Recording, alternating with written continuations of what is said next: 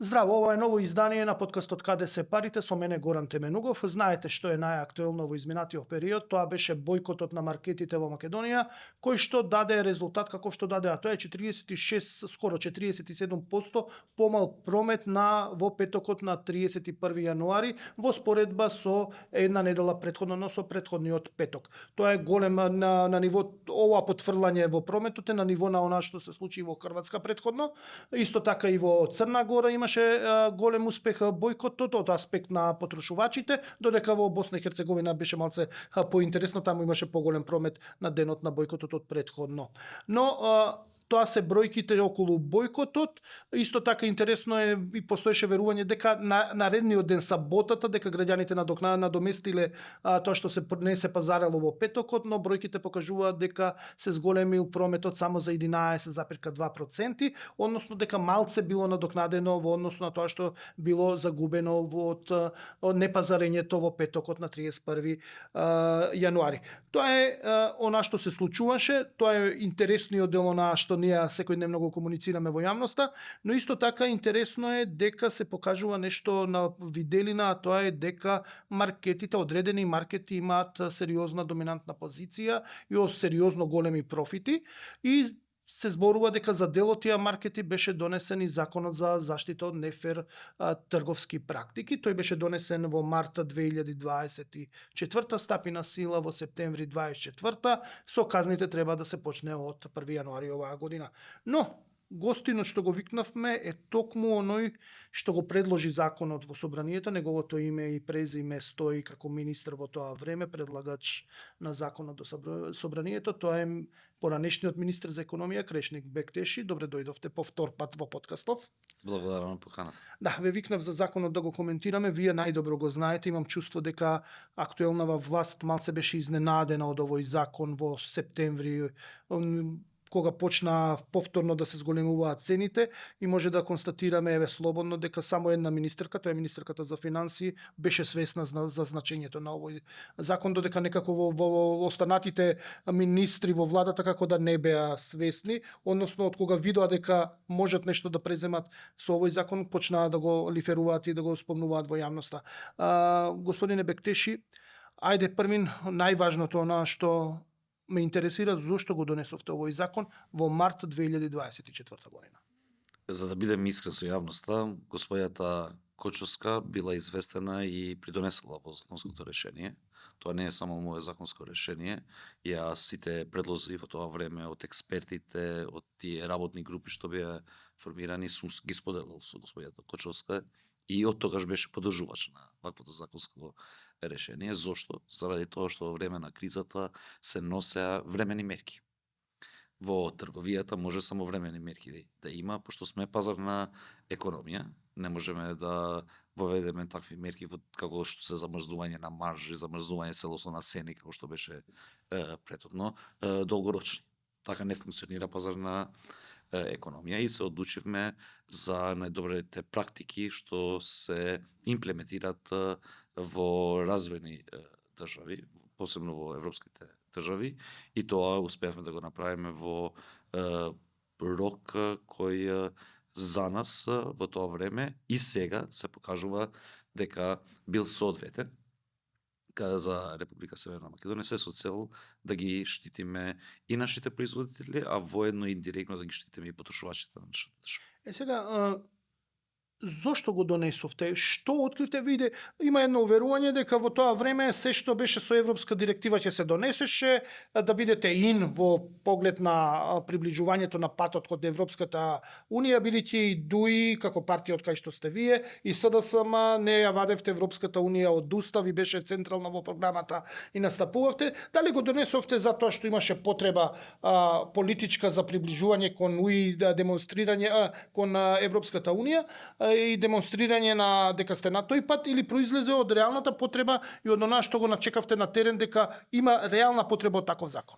Има две работи, Горан. Значи, ние пред да го донесеме законот за нефер трговски практики во тоа време, носивме закон за заштита на потрошувачите, кој беше речиси целосно усогласен со директивите на Европската унија. Законот за нефер трговски практики не се применува во сите членки на Европската унија. И тоа не е обврска за носење или пак за усогласување на одредени директиви согласно напредокот на државата во членството со Европската Унија. Во време на кризите, кога се воведовме во ситуација да носиме мерки автономни, како што кажав и претhodно, времени мерки во делот на трговијата, одредени мерки фискални во делот на намалување на давачки, се со цел товарот на тие кризи да не биде целосно во делот на потрошувачите, но тоа да се подели во приходите на државата, во производителите, во трговците и сите тие што се вклучени во одреден сектор, во трговија, но не само, во енергетика и слично. И ние тоа успеевме да го направиме, а воедно да бидеме и многу отворени и транспарентни према потрошувачите. Ние навремено ги информиравме потрошувачите што би следело во наредните месеци и кои ќе бидат нивните очекувања и докаде може да придонесе одредена институција или владата во целина. Сега, есента, и сега веќе продолжува, ова влада нема конкретен план, за жал. Јас наведов на почетокот на емисијата, јас мислам дека единствена министерката за финансии во владата разбира од овие работи. Како што ги следам работите што се случуваат, а и изјавите на тие што се повикани да најмалце да што може да направат, да ги повикат експертите за да добијат предлози. Да. Не од начинот како би постапиле одредени групи на граѓани или потрошувачи, тие да излезат и, како што беше, повико за бојкот. Тоа е смешно во држава која има систем и која има влада што функционира. И зошто е смешно? Како чин може и министер во влада да повика, да ги подржи одредени групи на граѓани. Но ти кога имаш механизм, кога можеш да одлучуваш и да придонесеш во намалување на одредена штета, не можеш да го префрлиш одговорноста на маркетите, на производителите во нашата држава, на дистрибутерите и слично. Треба да ја поделиш одговорноста.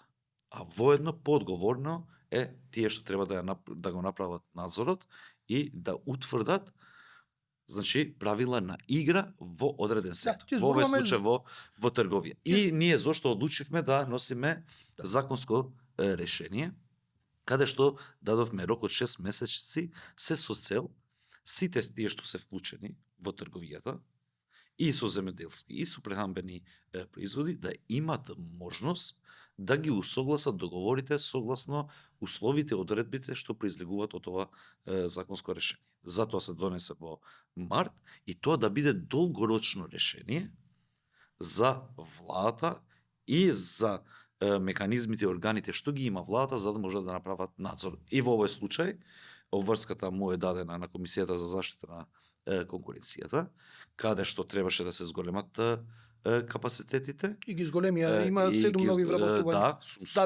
Даде одобрување одобрение Министерката за финансии. Така, за 7 нови вработувања. Да, така. И многу добро направи и пред да почне, значи, имплементирањето на законот, кој не почна на време, дополнителните 3 месеци им беше дадено. Да, зошто ги дадоа за тие 3 месеци. Јас сум убеден дека институциите кои биле надлежни во тоа време, не ни информирале Министерката за финансии дека треба да се зголемат капацитетите во таа одредена комисија. Да, па законски ги менува во собрание за пред нова година проширува за да можат да тука постапат согласно комисијата и согласно представките што би можеле да ги добијат. Добро, веројатно ќе зборуваме за Министерството за економија, бидејќи тоа е во надлежност на Министерството на економија овој закон не е на финансии, но добро, ја спомнуваме Министерката за финансии бидејќи дефинитивно беше кажувам за друга работа. Да, дека беше свесна за Значи Министерката за финансии не може да има информации ако не информирале Министерството за економија. Не се информира од Министерството за економија или од Комисијата за заштита на дека треба да има луѓе. Дека треба да има луѓе. Така е, тоа е неспорно. И јас ја поздравувам одлуката на Министерството за финансии што веднаш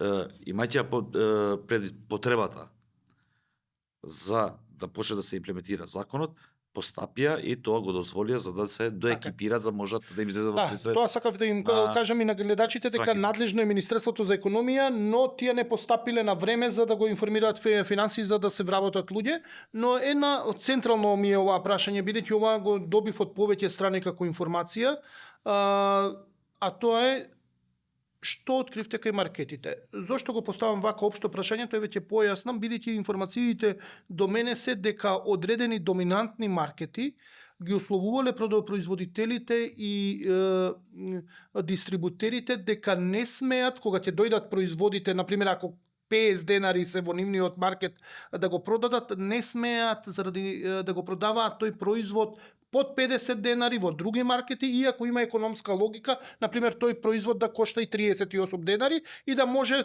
да играат со цената од 38 до 50 денари кај другите маркети, но одредени доминантни маркети, ако кај нив е цената набавна 50 денари, дека мора таа набавна цена што е кај нив да важи за сите останати маркети. Дали тоа се случуваше? Да. Дали откривте вие? Да, тоа се случило.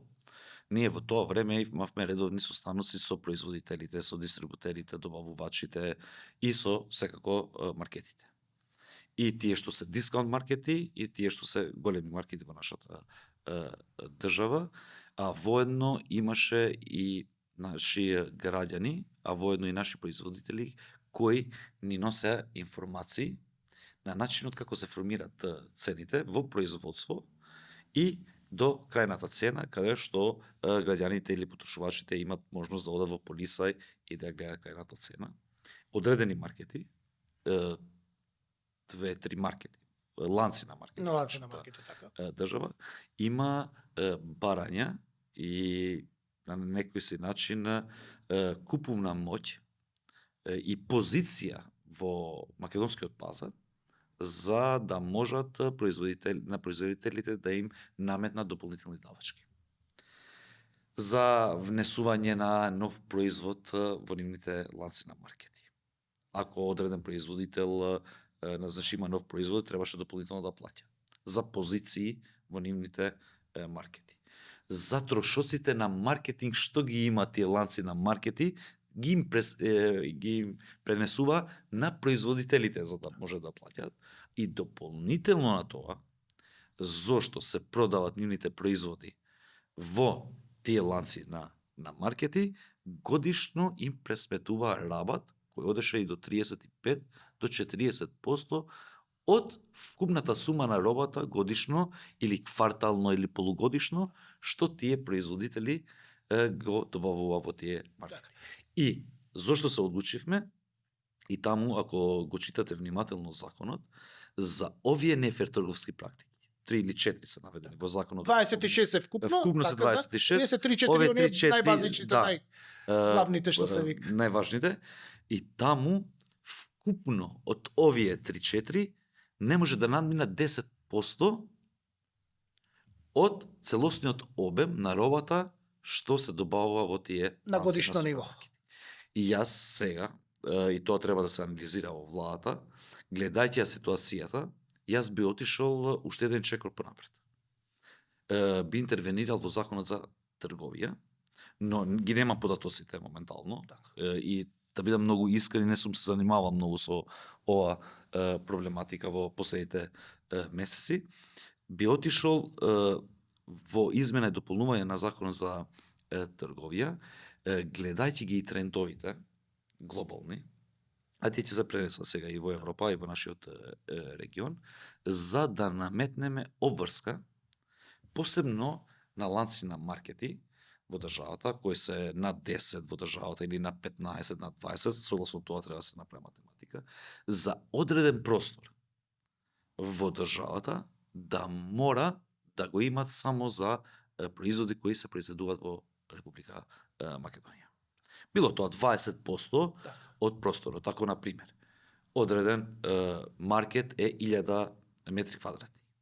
200 метри квадрати мора да го има за домашните производители. Така, за македонските производители. И да знаат граѓаните, кои ќе одат, дека производителите наши прават максимум за да имат што подобри цени за нашите потрошувачи. И зошто ова го кажувам? Пошто до моментот дека ќе биде целосно функционална комисијата за заштита на конкуренцијата, во делот на комисијата која прави надзор врз законот за нефер трговски практики, имаме мултинационални компании кои имат многу поголем простор за да влегуваат во нашите ланци на супермаркети, првично со маркетинг, со средства што тие ги имат Со финансиска моќ. Со финансиска моќ. Им прават проблем на нашите производители кои после прифаќаат све од страна на ланците на супермаркети за да можат тие да конкурираат со одредени мултинационални брендови. Кои што имаат многу моќ на светско ниво. И тоа се злоупотребува за жал кон нашите домашни производители и им се наплаќа. И поскапуваат производите во суштина. И секако поскапуваат производите и тие трошоци нашите производители ќе бидат обврзани да ги вметнуваат во цената на нивните производи. Така е. Тоа е што би можело да направи и проблем во нивната подгответност за да бидат конкурентни и при извоз. Така. Пошто дома кај нас им се зголемува трошокот на производителите. Така. И наместо ние тука да ги имаме што поконкурентни за да се става простор тие да го зголемат извозот, ние им наметнуваме дополнителни трошоци од вакви нефер трговски практики. Еве, да појаснам за сите што не следат за ова што го зборуваме, преку бројки ја направив една шема како тоа би изгледало, само ќе ми потврдите, веќе го потврдивте, но дали точно го зборуваме за да бидат јасно и на сите нешто што не пратат. На пример, еве, јас сум дистрибутер, не производител, дистрибутер, купувам еден производ што на крајот ме чини мене 30 денари. За тие 30 денари сега е тој мој производ и јас треба да го пласирам во некој од маркетите, при што јас имам маржа од 8 денари, од кои што 6 ми е онаа маржа што е за да ги покријам трошоците и 2 денари ми е профитот. Значи некаде јас имам околу 26% бруто маржа во сето тоа влегува и мојот излезна цена како дистрибутер би била 38 денари. Со таа 38 денари јас ја носам во маркетите и им викам повелете за 38 денари. И сега маркетот вика, аха, добро, еве сега ти ќе треба да платиш 12 денари за да ти биде на полица, да ти биде вака наместено во мојата кампања, реклама, на радио, на телевизија, на флаер, на акција, на попуст, 12 денари и сега одеднаш целиот производ чини 50 денари, значи 50 денари, од кои што 12 денари се веќе на маркетот, а само 2 си остануваат како профит на дистрибутерот. При што 50 денари вкупно е стартната, почетната позиција на производот и од таа 50 денари почнува да влегува маржата што ја има маркетот за да плати вработени магазин, да струја, вода, да ги подмири своите трошоци и на пример тоа 10 денари го чини и уште 5 денари профит за да заработи он и у суштина производот е 65 денари во тој момент. Од 38 денари што влегува во маркетот, одеднаш станува 65 денари со тоа што оние 12 што ги спомнавме, тоа е онаа работот што треба да се плаќа или да биде маркетинг. Тоа е некаде околу 31% во нашиот случај, 12 денари на 30 од 38 доаѓаме до моментот дека 50 денари не смее да го даде трговецот никаде, дистрибутерот на никого друг. Например, има маркет што вика, јас сакам, мене ми е доволно 39 еден денар да имам. А повеќе, јас ќе ги намалам трошоците, ја ќе одам на обрт и мене можеш да ми го продадеш 38, јас ќе го продавам за 39 со 1 денар маржа, со добивка од 0,1 денар и сето тоа. Тоа не смеат да го прават. Дали ова е математика? Токму е така, иако од ова што го спомнавте вие како давачки, дополнително има уште други. Работот, ДДВ-то што е така, да, добро, ова е за сега грубо е математиката. Но ова е шемата што се прави. Ако јас сум ја разбрал до сега да. Согласно позицијата што го имат во пазарот, одредени ланци на супермаркети, значи не отстапуваат од вакви услови. Ако сака одреден производител или дистрибутер да влезе во нивните маркети, значи овие се пониските, вие што ги дадовте како пример, за првично да влезе. Тие од почетокот кога влегуваат, на пример, за еден баркод би требало да плаќат во тоа време, памтам, 5.000, 10.000 евра, 15.000 евра.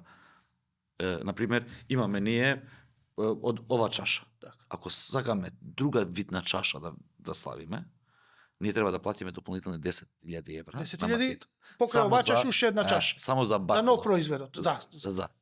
И такви трошоци имаше во тоа време. Да. И И тоа се прелева кај нас граѓаните. Секако дека се прелева Ние го плаќаме на крајот од денот. во финалната цена која го плаќаат. Така, ние го ги платиме овие 65 денари. Тоа е тоа. Време е за првата пауза за пријателите на подкастов што возможуваат ние да седиме овде да правиме содржина, кој што после секој може бесплатно да ја гледа, да отиде на YouTube и да ја гледа, а инаку ништо не е бесплатно на светов, но нашите што не следат може да гледаат бесплатно, да не плаќаат членарини на YouTube, да можат да гледаат слободно заради нашите пријатели кои што го поддржуваат овој подкаст. Значи се враќаме по паузата, останете со нас.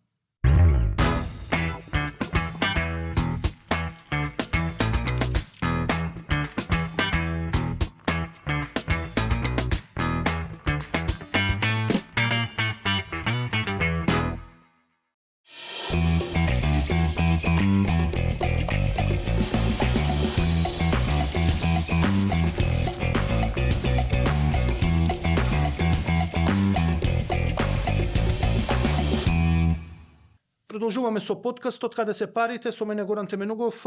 Во студиово на разговор го повикав поранешниот министер за економија Крешник Бектеши, кој што објасни она што се случува во маркетите и како они ги билдаат цените и зошто е беше донесен законот за нефер трговски практики. Она што ние како новинари пред се јавно што го истражувам ми го потврди Бектеши, така што денес ќе продолжиме со вториот дел од подкастот, втора третина. А тоа е како се снаоѓа од ваш аспект Министерството за економија со кризава. Гледаме дека се прелева сето на шемата што ја зборевме, како се билда цената во маркетите, ја плаќаме ние граѓаните.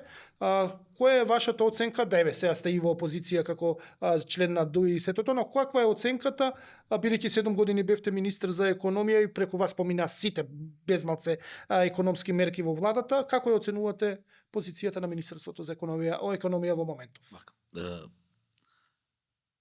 Не би сакал да навлегувам во детали, пошто имам голем почит за луѓето што работат во Министерството за економија, со кои сме се справале со најголемите кризи после Втората светска војна. Почнувајќи од пандемијата, здравствената криза, значи енергетската, финансиската и слично. И ги знам капацитетите на тие луѓе, кои се многу стручни, многу професионални и може да придонесат во облажување на ова криза. А како што кажа, веќе се донесени тие законски промени, таа легислатива, сега само треба примената да се случи. Слушам контрадикторни изјави од членови на владата кои се повикуваат на кризата од 2022 година и со висината на инфлацијата кој генерално беше увезена заради енергенсите или пак сличите и почетокот после на војната во Украина, инвазијата на Русија, и гледам дека не се подготвени за да можат да излезат пред јавноста и да ја кажуваат вистината, а воено и да направат соодветни анализи каде ќе ги известат потрошувачите што се случува со одредени производи. Ќе ве земам вас пример. Вие како новинар направивте подобра анализа од тоа што излегуваат и презентираат одредени членови на владата пред јавноста. Тие треба да излезат и да кажуваат со конкретни примери што се случува, например, со цената на лебот, со цената на друг одреден производ, што се случува со цената на овошјето и зеленчукот, пошто сме увозно зависни во овој период на годината. Кои се влезните цени, фактурирани, пријавени во царина на тие производи и кои се крајните цени кои се продаваат во ланците на супермаркетите. Ние во тоа време работевме на ваков си начин. Ние утврдивме околу 1000 и нешто производи во нашата држава и како ги утврдивме? Ги утврдивме согласно статистика, Завод за статистика, која еднаш у 2 години или 3 години прави во државата со 5000 или 6000 испитаници. 6.000. 6.000, не знам сега, не ги памтам бројките, ќе ми На извините. 6 одат, ја знам статистичката така. величина И на што се анкетите прави што ги тоа? прават, на И што се 6.000 прави е таму? примерокот. Таму има статистичка операција на производи кои повеќе се користат во нашата држава. И тие 2 годишни се прават. И не може да има големи промени во времетраење од 2 години во делот на навиката на граѓаните за одредени производи. Ги задамавме тие производи и сите ги контролиравме. Во царина, во влезни фактури, цена на производот финална во последните 5 години и во тие години кога имаше криза. Значи во претходните се враќавме 6-7 месеци. Така. Ако е домашен производител за инпутите и слично, и ние излегувавме со почетна цена и после ги вградувавме овие што вие ги кажавте. И ако памтите, ние освен замрзнување на маржи и замрзнување целосно на цените, Цени, да. ние секогаш паралелно со таа мерка носивме и мерки каде што им забраневме тие да можат да земат работа. Да можат да земат одредени дополнителни давачки. Во јавност излегуваше дека владата носила мерка за замрзување на цена на одреден производ. Така, на производите. Но не излегуваше во истата одлука дека ние дополнително им забранувавме за тие да можат овие проценти што вие ги кажавте да ги зголемат и да немат ефект мерките на владата. И не гледам вакви сериозни анализи кои се презентираат пред јавноста. Зошто не ги Да презентираат? не зборувам. На што се сомневат? Сега немам точни информации, но мислам дека тие луѓе што работеа во тоа време во Министерството за економија, одредени луѓе уште продолжуваат, значи немат соодветни насоки што сака да постигне владата со вакви мерки. Добро. И зошто ова го кажувам? Заради тоа што не може одговорна институција влада да повика на бојкот кога може да го спречи сами од себе си бојкотот. Значи владата не треба да повика на бојкот. Владата може да донесе одлука, утре немаат право да работат маркетите. И нема да има потрошувачка во државата. Ова е многу смешно и мислам дека и господинот Славески имаше една изјава, кој е експерт во економијата и е член на ВМРО ДПМН. Ова е фолклор, популизам. Зошто? Заради тоа што во социјалните мрежи значи имаше некој си повик, тоа се направи големо, го поддржува граѓаните и слично, и ајде ние сега да го следиме тоа. Не, луѓе, вие сте таму за да донесете мерки да спречите такви работи да се случуваат. Така. Зошто? Заради тоа што ова што го вадат управата за јавни приходи, со тоа дека е намален 40%, 50% и не знам што, и утре ден таа е зголемена 10%. Тоа не се прави во рок од 2 дена. Заради тоа што одреден ден може да се направат залихи. Тоа се прави неделно или месечно. Така. Каде што секое семејство прави своите калкулации согласно нивните потреби и начинот што ќе потроши во одреден месец. Тоа не се прави преку ден. И зошто сега, што ефект има бојкотот? Не ги намалија цените. Што ефект? А останаа овие проблеми со тоа ти- процентите. Сега И останува тоа, и што е најлошо, значи се преместува вниманието од тоа што треба да ја спроведе владата. А тоа е законот за нефер трговски практики, зголемување на капацитетите на инспекцијските служби и одговорност од страна на инспекцијските служби и кон владата и кон јавноста за спроведените контроли и наодите од тие контроли. Да излезат и да кажуваат пред граѓаните колку контроли се направени, што се наодите, што се случува и слично да ги известат. И после граѓанинот, утре дента, или после 2 дена, или после 3 дена, кога ќе излезе на супермаркет, согласно тие наоди, ќе види дали се променела ситуацијата од претhodно што била.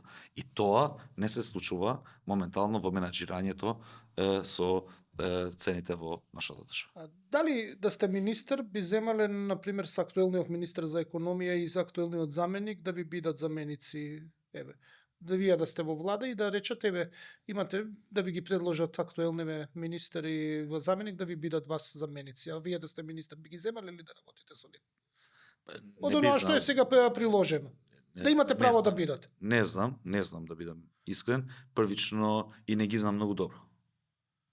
Ама од оноа што е сработено како се гледам, не се многу присутни во јавноста.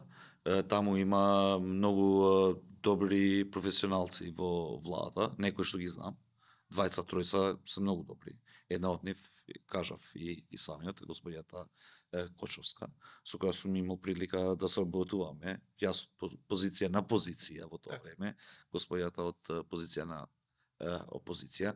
Има и добри пратеници кои разбират оваа проблематика, ама генерално се од ВМРО ДПМН, кои имат континуитет од позиција на пратеници кои учествувале и давале придонес и со амандмани и со дискусии во носење на мерките на законско решение и слично. Министерот за економија и заменикот не ги знам, не се присутни и не ги знам, верувај ми, нивните ставови. Добро. Што се врз основа на овие проблематики што ние ги зборуваме. Пред неколку дена од страна на заменикот слушав дека целосната криза е прелеена од пред 2 години. Каде што во цела Европа, во светско ниво, значи се стабилизира инфлацијата и слично и се повикуваат на тоа што се случило пред 2 години. И да бидам искрен, немам некој си став. Сум без става, а да бев јас во нивно место, јас би им дал простор на стручните луѓе во Министерството и не само во Министерството за економија. И во Државен пазарен инспекторат, и во Министерството за финансии, а воедно и во Генерален секретаријат на владата има многу стручни луѓе што ги знаат и процедурите и знаат да направат вакви анализи. Според оние информации што доаѓаат до мене, едно од централните поенти на дејствувањето на актуелнава власт и на премиерот Христијан Мицкоски е заштита на животниот стандард на граѓаните. Тоа им е алфа и омега во моментов и тоа е добар период. Мораме да признаеме дека на крајот од денот владата треба да се грижи за граѓаните и за нивниот животен стандард. Вие рековте дека сте против повикци на бојкоти, треба државата да постапува според закони, но сметате ли дека се справува сепак добро или недоволно добро владата за заштита на животниот стандард? Да не се гради впечаток дека јас сум против иницијативи за бојкоти и слично. Јас сум за одговорноста што е преземена. Било тоа директно од страна на граѓаните на избори, било тоа од собранието кои ги представуваат граѓаните, преку пратениците, што е со владата. Ти треба да имплементираш мерки кои ти ги дозволуваат законот, а ние имаме лепеза на мерки што ги зборувавме и во првиот дел. И во други емисии сме зборувале за многу мерки кои произлегуваат од наши законски решенија, кои заеднички, законот за нефер трговски практики сме го донеселе заеднички во собрание. И позиција и опозиција. Законот за заштита на потрошувачите. Ќе имате прилика да зборувате со представници од ВМРО ДПМН. Јас пред да го пратиме ние во собрание како влада, и двата законски решенија сум ги пратил првично на ВМРО ДПМН во тоа време, да биде инклузивно. Тие давале своји предлози, одредени предлози сме ги вградиле и кога сме отишле во собрание, заеднички сме гласале со консензус за овие законски решенија. Зошто?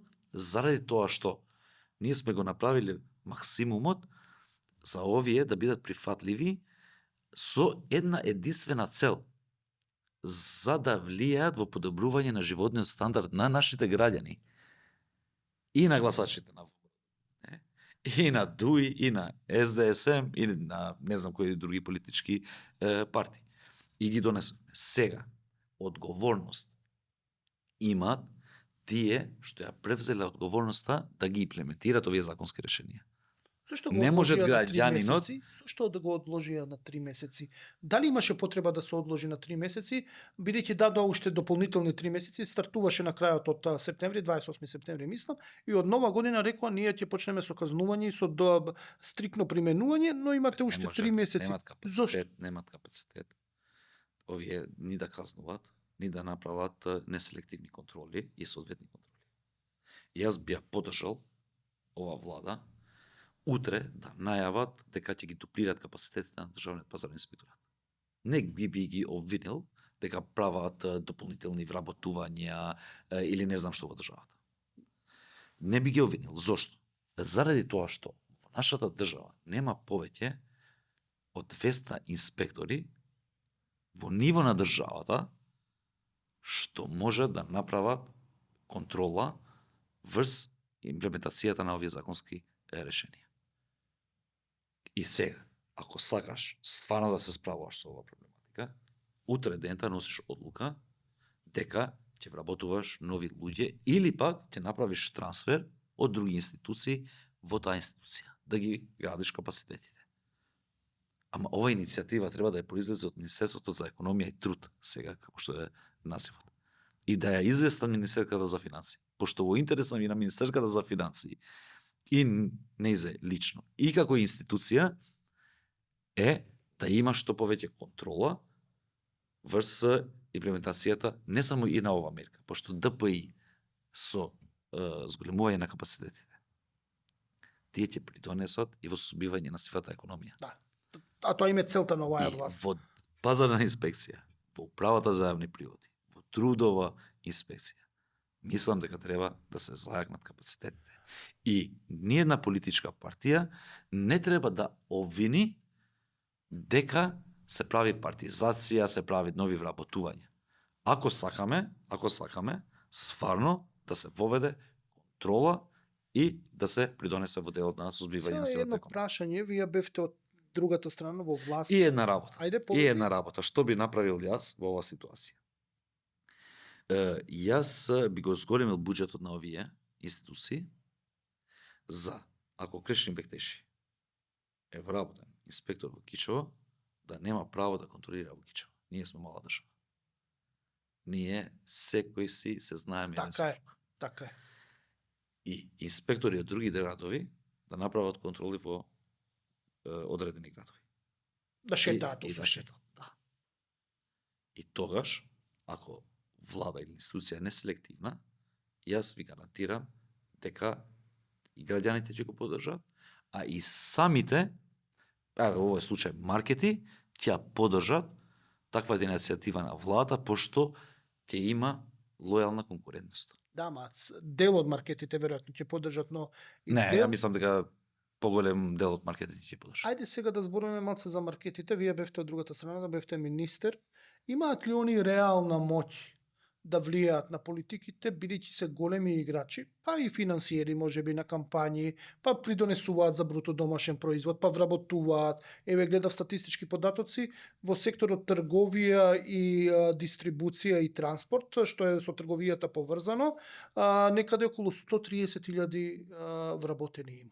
130.000 е сериозна бројка, тоа е скоро четвртина, третина од вработените во приватниот сектор. Значи тоа е голема бројка. Мислите ли дека може било која влада, па и вашата на СДСМ и ДУИ, и сега на ВМРО ДПМН и на ВЛЕН, да даде отпор на едни вакви големи играчи што имаат големи профити, големи обрти, големи профити и голем број на вработени. Едноставно, сепак се големи малце во системот, за да може било која влада строго да им игра, па дури да го примени законот за нефер трговски практики. Ја мислам дека не може да имат влијание. Први основни тие вработени што се во овие ланци на супермаркети и тие се потребувачи во нашата држава. Тие не земат без пари во тие супермаркети, иако се вработени. И тие, како потрошувачи, би поддржиле мерки што ќе бидат во интерес на потрошувачите. И јас памтам, кога ние ги креиравме мерките, пред неколку години, значи во време на кризите, првично не може да се разберат внатре членовите на Сомаската комора. Едните ги представуваа маркетите, другите. Да има две различни соопштенија Има со секогаш да имаше две различни соопштенија. И што се случуваше? Што се случуваше? на тоа. Истата комора. Седам ја сабајне со мојот тим во Министерството за економија. Ќе се договориме како што ќе изгледат. И кога тие ќе ги известат нивните членови.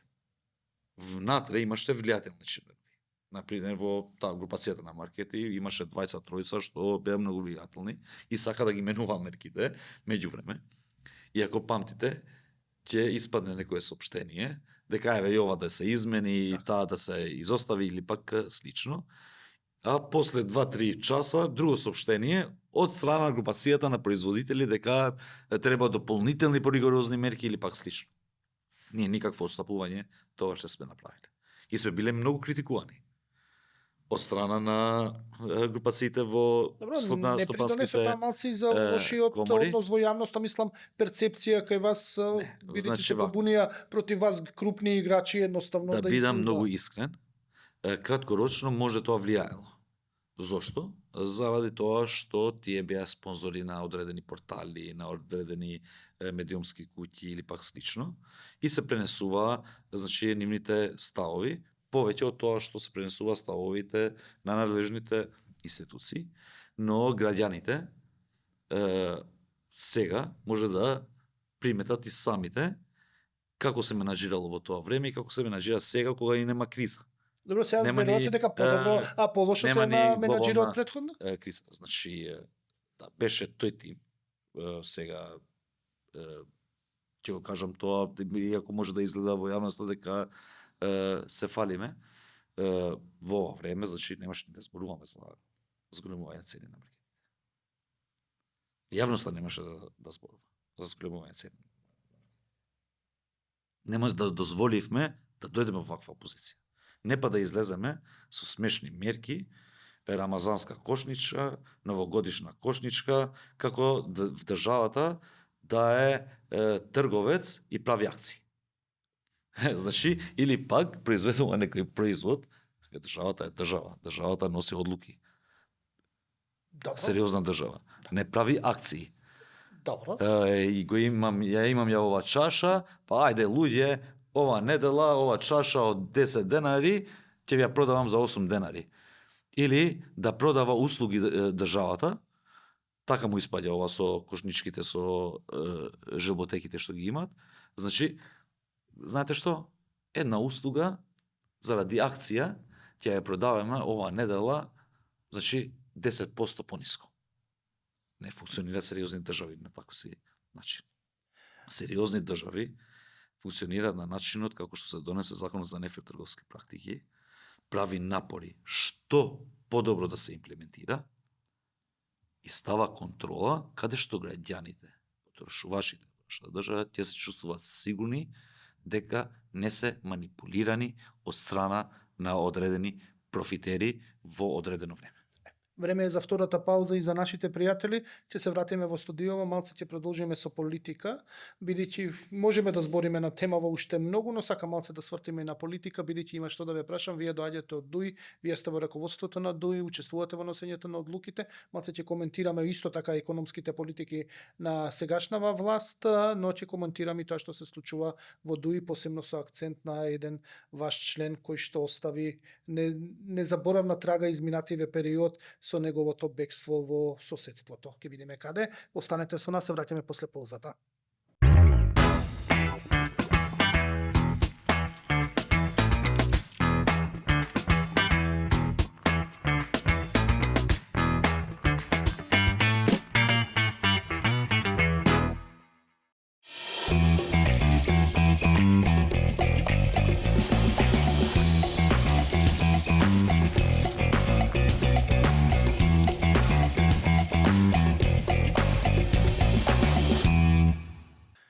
Се враќаме во разговорот, во подкастов. Гости ни е поранешниот министер за економија Крешник Бектеши. Знаете, го поканевме, ги следевте првите 2/3 од разговорот за законот за нефер трговски практики. Откри многу работи, зошто е донесен, што се прави со маркетите, ја потврди нашето сознание новинарското, пред се моето сознание, што се правело со билдање на цените и зошто цените се толку високи во маркетите, во одредени маркети, но и во сите маркети, бидејќи некои трговци успеваат да обезбедат такви услови што дистрибутерите и производителите не смеат да ги продаваат производите поевтино од што се на кај тие доминантни трговци, односно во доминантните маркети, и тоа е страшно кршење на законот за нефер трговски практики. Тука треба државата да постапи, се надевам дека ќе постапи. За жал Министерството за економија, актуелното раководство не наоѓа време и потреба да комуницира со јавноста на оваа тема и за жал не сакаат да доаѓаат на подкасти и да дебатираат со некој што ќе им ги изнесе ваквите податоци,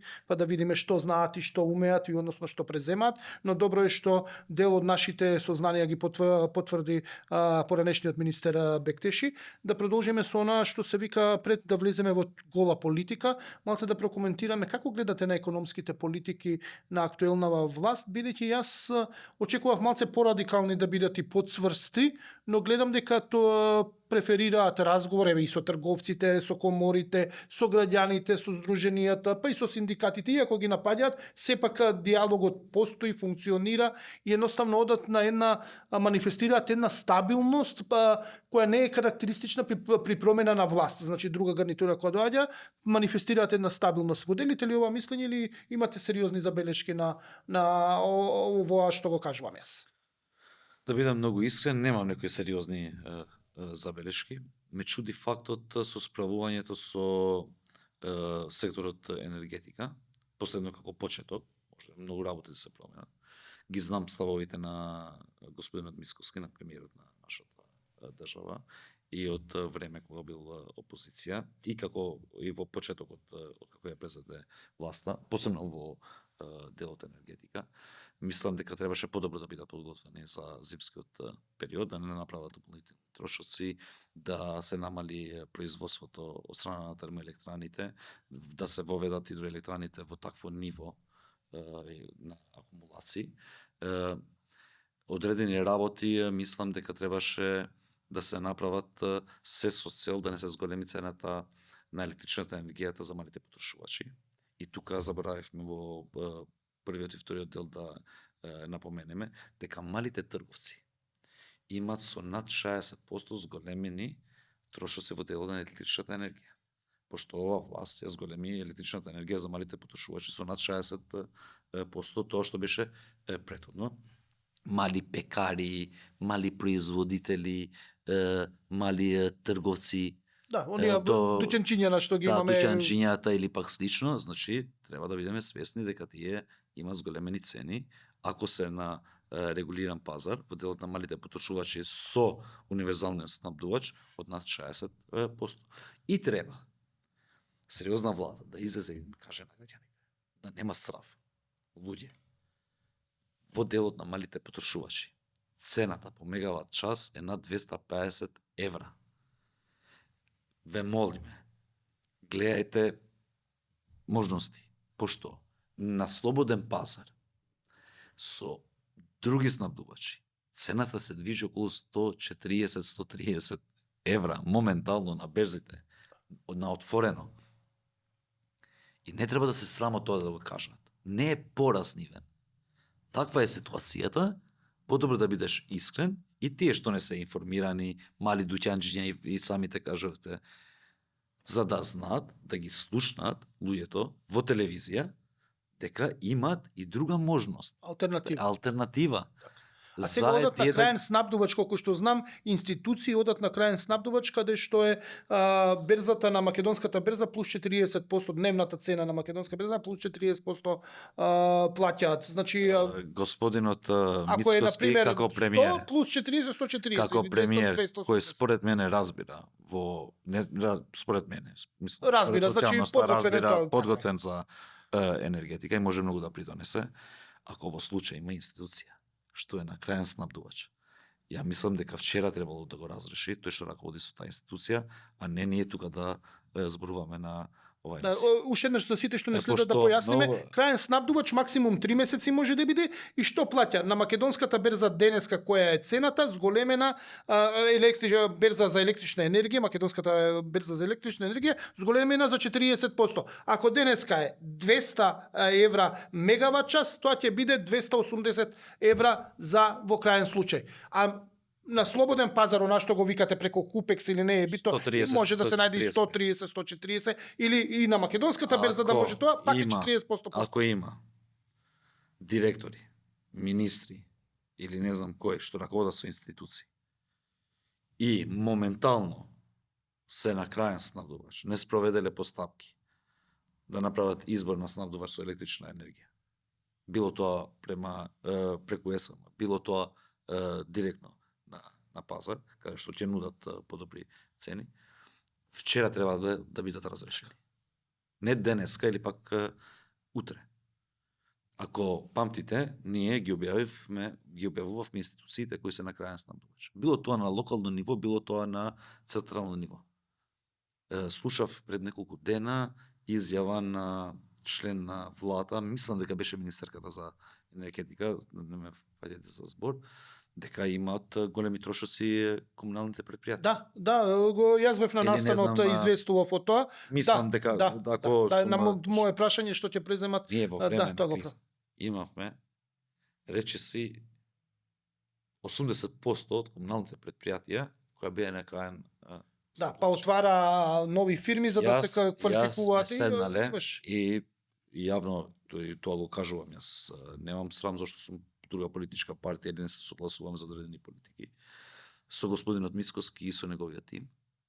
И пошто раководеа повеќето од градоначалниците од страна на ВМРО ДПМН, ние не правивме селекција од која политичка партија доаѓа градоначалникот или директорот на таа комунално предпријатие и им излеговме во пресред преку ЕСМ, ама тоа можевме да го направиме со зголемување на капацитетите на производство на ЕСМ. И наместо да плаќат во тоа време 300-400 евра по мегават час, тие мислам дека плаќа не повеќе од 120. 120 мислам дека ако сега ја грубо се сеќам дека беше лимитирана нивната цена на 120. Такви мерки треба да се донесат. За граѓаните беше 60, 57 се извинувам, а за нив беше 120 на цената од ЕСМ. Ајде да одиме сега на малце на гола политика. Значи, оваа економија, да, нема турбуленции сега за сега и мене ме радува. Испорачаа стабилност ВМРО ДПМН, како морам да констатирам како ретко при промена, ваква голема промена на власта, сепак да не заборавиме 7 години е сериозно време в траење на владење на СДСМ и Дуивија бевсе во власт 20 на година. Па ова е прва голема промена што се однесува кај албанскиот блок. Не е промена, значи ова е желба на одредена политичка партија. Добро, заради тоа се разликуваме во толкувањето на желбата дали е оправдана или не е оправдана. Европскиот фронт добиле во албанскиот Добро, и Влен вика дека добиле и они се легитимни. Ова не треба да се воведе во пракса во нашата држава, пошто може да се воведеме во ситуации кои би не биле поволни. Добро, сега не помнам, демократијата е која обезбеди 61. Јас пред да почне подкастот зборував дека може да се соберат и сите партии кои што не се мнозинство македонци или нема македонци, па со мала помала да формираат 61. Не функционира тако се. Може да функционира во демократија. Значи столб во оваа држава и во нашиот устав е реализација на Охридскиот рамковен договор, каде што има правници, експерти во Добро, се разликуваме во толкувањето на ова. И тие се поповикани во делот на легитимност. Да, има и други кои што добро, ова е ајде да кажеме етничко прашање, меѓуетничко прашање сака да се издигне, но јас не сакам во подкастов да посветувам внимание на меѓуетничките прашања, бидејќи мене ме интересира економијата и државата ја гледам. Не би се согласувал уште еднаш. Добро, окей. Меѓуетнички прашања дигна други политички партии. Не навигувам сега кој дигнал, не сакам да им дадам. И тоа заради перцепција на функционирање на одредена влада. И гледам сега, и тие што беа со нас во владата, СДСМ, се прават како нешто си излегува против Демократската унија за. Добро, зошто сега дигна раце од вас? Зошто тоа би го направил? Јас кажевте и вие, јас сум бил 7 години член на владата ССМ ДУИ. Предходно сум бил економски промотор во владата ВМРО ДПМНЕ. ДУИ. Да, и тоа и 6 години. Така. И Од тоа времето на Груевски. И тогаш имаше големо значење економските промотори во нашата држава, Така. во привлекување на инвестиции или пак слично беа директно во комуникација со премиерот, со вице-премиерите, со министрите и одредени луѓе моментално што се во владата, значи повеќето јас ги знам од тоа време. Сме соработувале сите заедно и одговорностите сме ги поделиле заедно, како што е случај и со СДСМ. СДСМ. Ако тоа не го прифаќат, тие сами себе си не се прифаќат. Или покажуваат директно, без да имат никаков срам, би кажал, иако може да е група збор, дека тие одредени институции ги воделе како што не треба. Или пак не биле способни да се наметнат во водење на политики. И сега ти не можеш да кажеш и да излезеш, јас сум го подготвил и во времето на СДСМ е направен законот за нефер трговски практики, имаше една пресконференција, кога сите луѓе вработени во институциите знаат како е донесен законот за нефер трговски практики. И тоа што во јавноста би се очекувало како добра мерка, да излезат да го повторат. Не. Сериозна политичка партија. Луѓе што раководат со институции. Било тоа во позиција или во опозиција, пошто и опозицијата е институција себе си, треба да земат одговорност и да излезат да ги кажуваат ставовите јасно. Да, ма еве, Без да се плашат, зошто сега толку без СДСМ да од вас се плашат. се дистанцира? Зошто толку се дистанцира? Еве ќе дојдеме до прашањето и на улогата на ДУИ во минатата власти, онаа перцепцијата што имавме ние како граѓани за тој триумфализам, за таа неказнивост што ја имавте во системот, ако што и да направиш, што е на работ на законот или незаконски, ако си од ДУИ нема да одговараш. Едноставно тоа беше перцепцијата. И сега се одделечува Можда и имаше СДС. одредена перцепција. Јас бев еден од најистурените играчи на таа влада. Заради кризите. Но и заради мерките што ги носевме. Не сум ги носел само јас. И сите вработени имаат придонес во носење на тие мерки. Но ние ги изменачиравме работите. И не сум јас виновен зашто е креирана перцепција, зашто Крешник Бектеши е секој ден на телевизија, излегува, одговара, е транспарентен, отворен. Ја мислам спротивното. Дека јас сум бил одговорен кон обврската што ја презел за да раководам со одредена институција. А не да бегам од медиуми, од новинари, од сочување со граѓаните и сочување со опозицијата. Сега гледам дека одредени членови на владата или има срав, или не би сакал да кажам дека го нема знаењето, пошто тоа би било катастрофа за една држава, а може и тоа е. Или подготвеноста да раководат одредени институции, не се сочуваат ни со новинари, ни излегуваат по дебатни емисии, ни на пресконференции не одговарат на прашање за теми кои се важни за граѓаните. Кои се тие политичари? Еве, кои сте? Не би сакал да ги спомнувам со имиња. Добро, од кои институции? Например, економските ресори. Многу е лесно од позиција на политичар да излезеш на политички емисии и да зборуваш дуи биле вакви. Не, бе, господине, економските ресори треба да излезат на вакви емисии или други емисии, каде што има новинари што се професионалци, ја следат оваа работа со години назад. Нема од 1 сат емисија, од 10 прашања, едно прашање ќе имаш, што мислите вие за подобрување на животниот стандард во нашата држава, правиме напори, владата работи и толку, никаков одговор нема да добијат граѓаните. Но кога ќе влегуваш у детали, тогаш е сериозноста на водење на одредена институција. А тоа во ова влада ја нема моментално од одредени членови на владата на господинот Мицкоски. И за жал треба за све тој да одговара секој ден. Дали им сметате дека ВМРО потврла или коалициониот партнер пред се вреди, односно Влен? Кој потврла повеќе во владата? Ја мислам и двете, но овиот Влен не ги гледам, да бидам искрен. Да разговарат за вакви конкретни работи. Еве ќе ви давам еден пример. Влен раководи со Министерството за животна средина.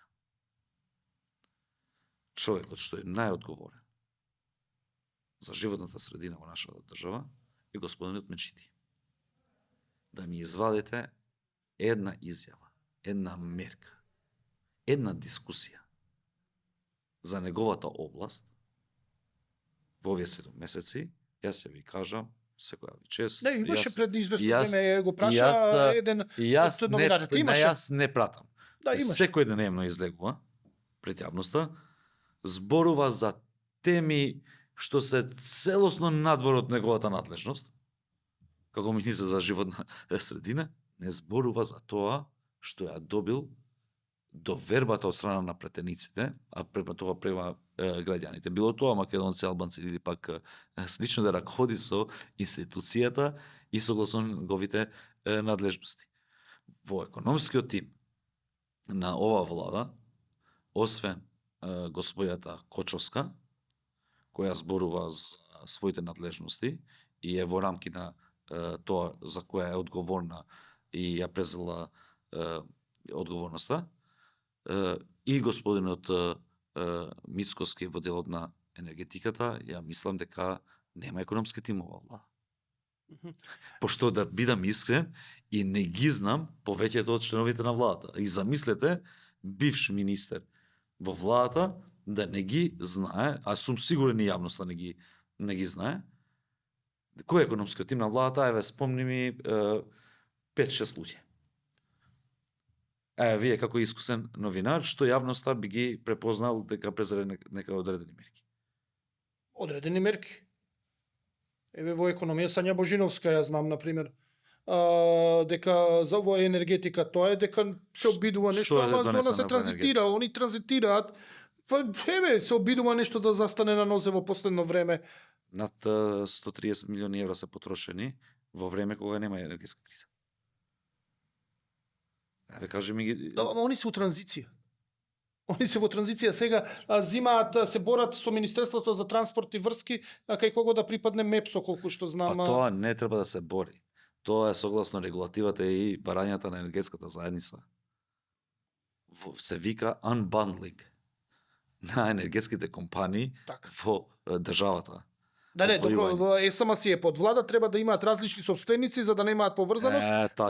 То сега беше под транспорт и врски, колку што Значи, знам. тоа е сега треба направено во време на Демократската унија за интеграција, законот за енергетика, Да, што го кој критикував. беше пофален од цела европска Освен од мене заедница. кој што ви фатив неколку Океј, обиди. тоа е неколку обиди за нешто океј, да вметнете тоа што не е добро. Тоа е ваш став, но генерално беше пофален од енергетската заедница и од Европската унија. Unbundlingот е направен пред неколку години.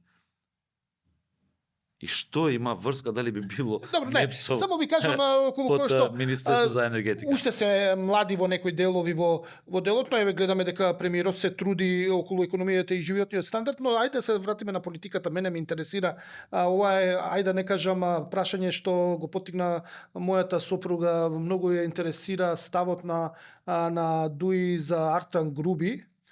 Не види малце ве шокираше ли првин што се најде на црната листа? Баш земавте тогаш залет малце да покажете она што се вика заби кон власта дека без вас не се може како Дуи и таман земавте залет, нели завршија онија, почна да се расплеткуваат работите после денот на знамето кога имаше инциденти, па почна со Уставен суд да кампирате пред Уставен суд и сето се тоа. согласувам. Но дали во тој момент кога Да, се констатација. појави се појави дека е на црна листа, па после тоа дека ја дувна од државава, некако покажа дека Дуи која произлезе од она која што нели ги заштитуваше правата на албанците, одеднаш има членови експонирани кои што на прва кривина фаќаат джаде и вам ви ги подкрши малце крилата на некој Ја начин. мислам дека се случува спротивното во македонското општество И граѓаните сега ја гледаат разликата како раководиле дуи со институциите и во време на кризи и кога немало кризи и како раководат сега. Посебно овие врети. Што немат врска со програмата со која излегува на избори. Прво и основно, а вие како искусен новинар, што многу добро ги разбирате економските политики во државата, ако ја читате нивната програма.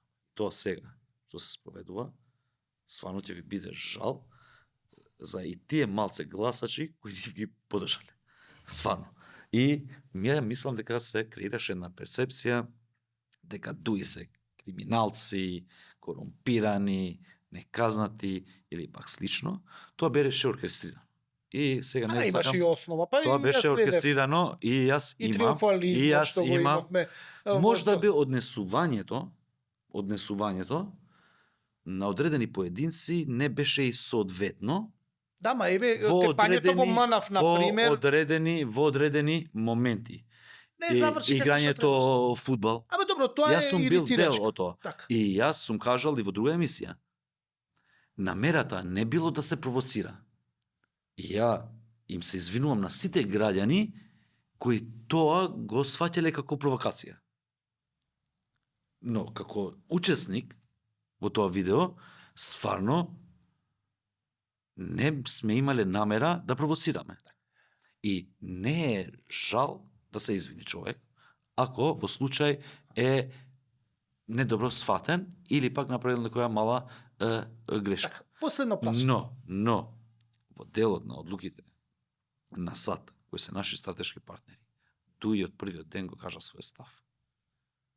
И ние не правиме компромис на такви работи. Ние, Ќе го нашиот исклучите став ли од беше... партија Артан Грубин? Не треба ние да го исклучиме, тој сам се исклучи. Тој кажа, јавно излези. И во однос на одлуката на САД, ние првиот ден сме кажале дека ние само ги почитуваме одлуките на САД, не ги коментираме. Што ние сме одлучили како држава и ние како политичка партија, тие да ни бидат стратешки партнер. Добро, Најважно. еве, Кој сме ние како мала држава или пак ДУИ како политичка партија да коментира одлуки на Соединетите Американски држави кога во секое поле бараме нивна поддршка. Сега И сега како дека се не чувствувате излегува вие, кои што бевте соработници со Артан Груби и еве и лидерот Али Ахмети кој што беше многу близок со Артан Груби, да кога се најде на црната листа, кое е чувството ваше, еве, како се чувствувате? Јас сум се чудел, да бидам многу искрен, не било добро чувството, знаејќи го тоа што сме го сработиле заедно, посебно за крупните проекти. Например, Артан Груби придонесуваше во делот на коридорот 8 како координатор. Во делот на постапките, тоа што се случило, има институции. Ти зборувам како политики. Добро, се зборува дека точно за тој коридор е една од причините да се биде на црната листа. Тоа е друга работа. Заради некои причините пари не се што знаат. во Ја Турска мислам- банка ово на така нешто се слуша. Не, Не, тоа е муабетите, ова се шпекулации, ова е шпекулација. Молам да бидеме... Така е, јас одма се оградувам и кажувам дека е шпекулација. Значи, Ја не ги знам причините во дали е американската. важно коридорот 8 да се гради во нашата држава? Важно е. Дали се реализира? Се реализира. Начинот на кој е тоа е спорен. Не, дали беше еден Спорно од беше. најкритикуваните проекти Од аспект на спорност не, како од е изменети страна- закони од страна на ВМРО ДПМН за од тоа начинот како се време. носи, како се Океј. носи. И се сега- менуваа закони, се и дава сега- и- привилегии чекај, на ама не, Бехтеленка, чекај да завршам. зборуваме, И суспендираа закони, реков. сега, дали е нешто таму изменето? Од тоа што е донесено претhodно? Ама со закон е треба у собрание да се влезе и да пенали да се плаќаат. ги имат тие можности. Пенали. Пари ќе се Па, плаќаат. не Штетен е точно, договорот. бе. Значи, Штетна пенали- е начинот не е така. на работа. Гледај, зборувате со човек кој има голем стаж во владата на оваа држава. И значи донесел многу крупни одлуки. Збориме за начинот, не збориме за стратешката И потреба. водел и ја бранел државата во најголемите арбитражни постапки што му се случило на оваа држава. И кога ти зборувам со човек, не сум ја бранел јас сами од себе си, сум имал мој тим, но сум бил информиран и сум го мотивирал тој тим да работи се со цел за државата да не изгуби. И за овие постапки многу добро ги знам. Ви се јавували Јас Артан Груби? не сум имал лично контакт со Артан Груби. А знаете ли како? Не знам, немам информација да бидам многу искрен. Иако би ми се јавил, би кажал јавно, зошто да не? Артан Груби, значи, приватно секако дека зборува со некои луѓе. Со мене лично не, но јас во делот на водење на владата и тоа што го направил за одредени проекти, треба како граѓани да го зборуваме јавно, дека тие биле добри проекти за Добро, нашата... за процедурите, ајде последно прашање, веќе влеговме во 70-та минута од подкастов. Дали како партија Уште една работа. го повикувате По ова Артан со Груби? процедурите вие што зборувавте. Не може влада да биде одговорна за процедури на одредено акционерско друштво или јавно предпријатие. Не изменивте многу закони, Не. значи Вака, изменивте, не. суспендиравте, дозволивте. Ви зборувам за тоа што се зборува во јавност. Не, тоа е ова е ќе ви давам- екзактно што изменивте. Ќе ви давам еден пример. Точно знаам што А вие изменувавте. знаете многу добро. Влада носи инвестициони програми. Речиси на сите институции, акционерски друштва, јавни предпријатија. За одредени проекти.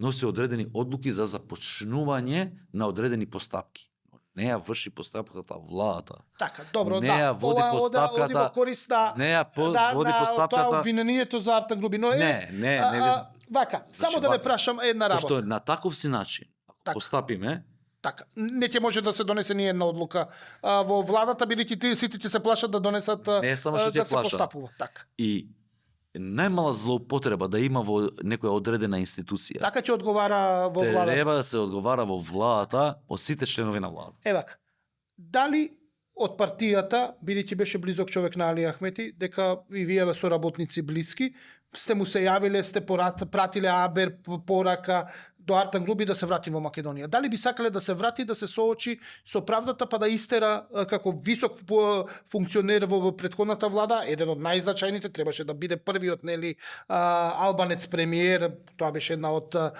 поентите што сакавте да ги истакнете во минатата влада, која бевте вие дел од владата. Не, Талат Џафери беше први. Добро, се спремаше за Артан Груби да биде прв вице-премиер со оголемо властување и сето тоа, но еве, Зошто да не се спремнало за мене? добро, цело време се збореше за Артан Груби. Ма добро, се зборувало во јавноста. Добро, се Ама и се вие сега не ги подкрепа знаете сите. внатрешните Добро. разговори во Демократската Дали унија за на интеграција. толку високо Зошто, позиција- например, јас да не бидам и да се Затоа што не се критикува збореше. или да се теркедира само еден човек и све Не, што е тоа- лошо Не, ама е еве на човек. таа позиција што беше прв вице-премиер, што беше моќна позиција во тоа време, па и сега веројатно е моќна, само немаме сознание колку е моќна. Дали сте му упатиле абер како партија, аман Артан врати се за да не отсрами, сепак сме дуи. Јас кажав и претhodно, јас не сум имал никаква комуникација со господинот Не, Груби, зборам се како партија. во овој Зборуваме период. на тие Но состаноци. знаејќи го, ја мислам дека го знам до толку, не е човек што бега од правата. И во тоа сум убеден. И Па сега И бега во од тоа правдата, побегна. значи, и јас како што го знам. Не е човек што бега од правата. И ќе се сочува со правдата за да го каже својата невиност. Значи, и во тоа е мојот впечаток. И јас сум убеден дека повеќето што работеле во таа влада и биле колеги со господинот Груби, го споделуваат истото мислење како што ја го кажувам јавно. Без да ми трепери око, но прават калкулации. Добро. И затоа, ако се креират услови за неселективна правда, јас сум убеден дека Артан Груби би дошол во Сега нашата можеме да ја држава. шириме темата. Но Судството дуи го контролира, тоа е ова го мојот контролира, впечаток. она. Што е Добро, направено можеме да. во меѓувреме, немам ни информации, Така. ни сум имал комуникација со Така. господин. Сосема на крај морам да го поставам прашањето, бидејќи се наближуваат локални избори, веќе ќе почне кампањата каде и да е и поформално малку. Дали се помиривте како дуи што сте во опозиција и да си терате понатаму како опозиција, па во некои наредни парламентарни избори да можете да се наметнете како посериозен коалиционен партнер? Прифативте ли веќе конечно онака мирно дека вие сте опозиција и дека си имате свој опозиционен пакт? Ќе ви кажам една работа, ево што се сними и нема да ви треба долго време, за неколку месеци Добро. ќе ви биде потврден. Okay. За Демократската унија за интеграција. Многу е здраво што сме во опозиција во момент. Кажав и претhodно. Граѓаните гледаат многу добро. Посебно тие подржувачите, кои во голем број се од албанската етничка заедница, над 98% како гласачкото тело на туи. И ја прават разликата. Што значи дека ова е позитивно за туи. Пошто веќе му се зголемува рейтингот и тоа што го имавме од 8 мај. Уште повисок е рейтингот на Демократската унија за интеграција. А вие имате податоци како новинар и можете да ме дементирате. Но не е добро за државата. Не е добро ни за македонците, не е добро ни за албанците. И јас ви гарантирам дека во ова влада да не беа дискриминирани албанците и да беа почитувани при нивниот глас, ќе беше уште постабилна и уште подобра Добро, за граѓаните. И за тука не ги дискриминација делам, јас имам друг приод. Сега сум влегол во дискусии, не тука сакам. не ги делам, не ги Има делам. албанци во не ги владата, делам. битен фактор се добиено места, значи решаваат. Мислам Дали- дека не се дискриминирани Горан, албанци. вие сте искусен новинар. Дали во нашата држава се гласа по етничка основа? За жал да. За жал. Но тоа е реалноста. Да. Да ја прифатиме реалноста, така? Добро, но не значи дека се мора Не. преку призма на Само етничкото чекај да го. Чекај, сега и вие и одговарате, после веднаш дополнително одговарате врз тоа што мислите вие да ми го кажете мене. Добро, да Значи, разговараме сега. Јас сум гостин. Штом се гласа по етничка основа, значи имаме два блока. Во македонскиот блок имаме победник и легитимна политичка партија што треба да ги представува. И во албанскиот блок истото.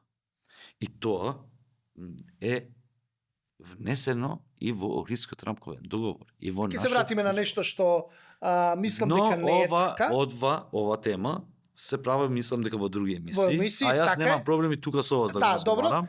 Добро, но во Знаејќи се други толку емисии. време Така. и лично. И ги знаеш моите лични ставови, си Ги ги знам, знаеме ставовите лични. И ја и вие сте оперирани од она етноцентризми и сите тие работи, значи ние гледаме малце пошироко за државава, не сме ние вие не гледате на македонците како архи непријатели, ја на албанците како архи непријатели, туку ние гледаме нешто малце пошироката слика на еден нормално функционирање на државата каде што сите би биле рамноправни, но етничкиот елемент јас не би сакал да го истакнувам затоа што сите сме исто у суштина, но да, реалноста е таа, но се бориме да ја смениме реалноста и едноставно, но ова е веќе за политичка дебата. Не сакам да ја го правам подкастов чиста политика, иако малце чепнавме политика, но не сакам да влегувам во етничкиот дел, бидејќи нема крај на таа дебата и мислам дека нема крај едноставно. Треба да се смени малце мајндсетот во оваа држава.